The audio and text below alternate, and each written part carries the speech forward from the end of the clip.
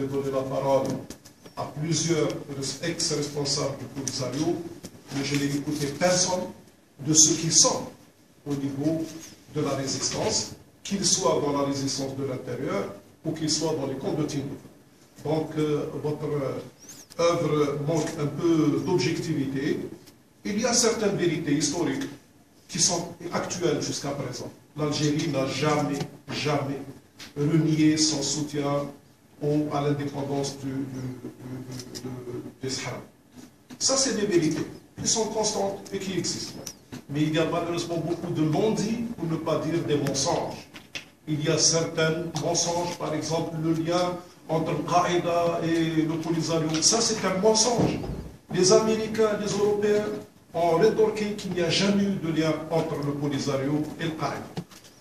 Autre élément, c'est que vous avez ignoré deux réalités.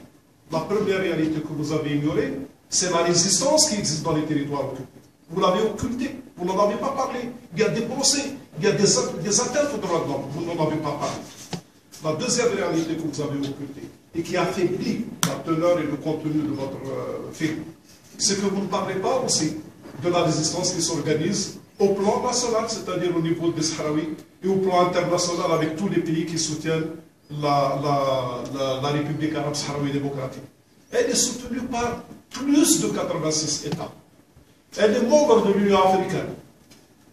Et quand quelqu'un dit de l'autre côté qu'il est soutenu par un État, il a des informations qui ne sont pas tout à fait actuelles.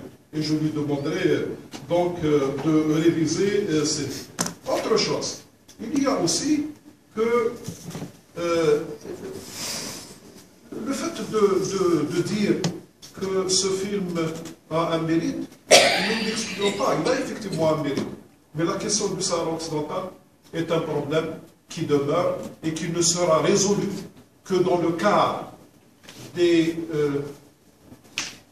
d'un processus qui est mené actuellement par les Nations Unies et qui devrait aboutir à la seule solution possible, à la seule solution durable, c'est celle de l'autodétermination de ce peuple.